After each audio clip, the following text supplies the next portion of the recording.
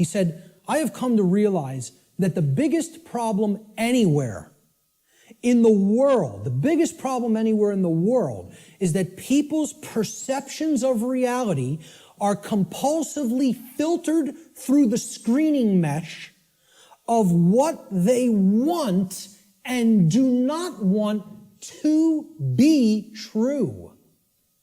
Now, when I read that in his book, I got chills up and down my spine.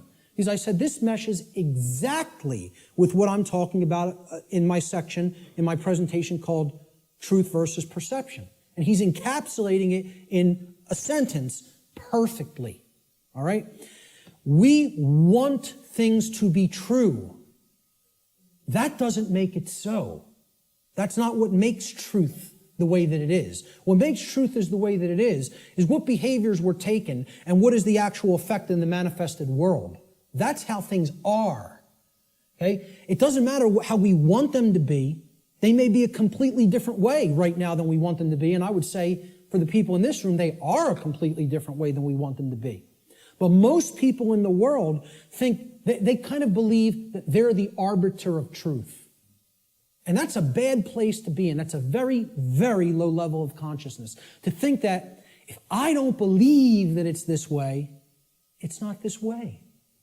Many people are trapped in that state of mind. Okay?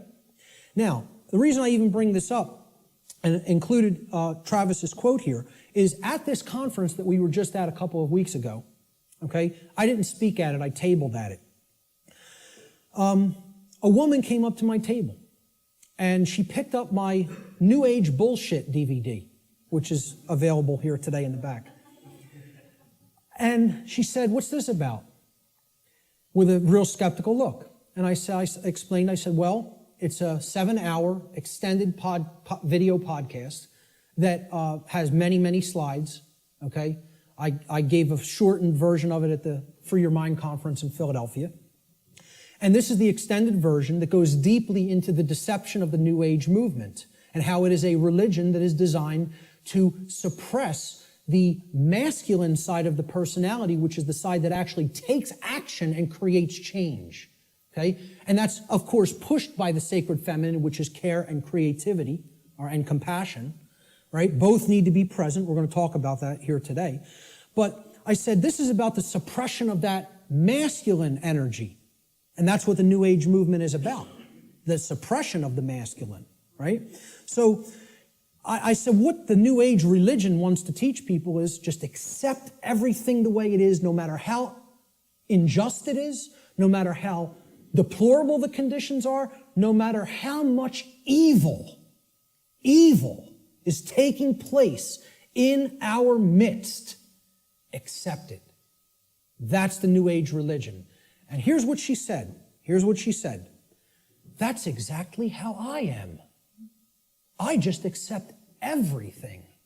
I don't make any judgments on anything that occurs, no matter what it is, no matter how it's perceived. You want to perceive it as evil? That's your judgment. I said, yes, it is my judgment. You know why? Because it's evil. It really is. There is such a thing. I said, and you're content to let evil run amok and take this whole world because you don't want to act. Because what's really there is cowardice. That's what it really is. Okay? She didn't want to hear that. She said, I prefer not to see it that way. Now, align this with the quote. I prefer not to see it that way. Okay? And I hope by some miracle she happens to see this presentation at some point. Okay? And, you know, in hindsight, I didn't say this to her on the spot, but I thought about it for a little bit the next day. And what I should have really said is, no, you prefer not to see, period. That's the truth. Okay? So I prefer not to see it that way means, no, I want to ignore reality. I want to believe what I want to be true is the way that it already is. And this is what the New Age hoax is peddling to people.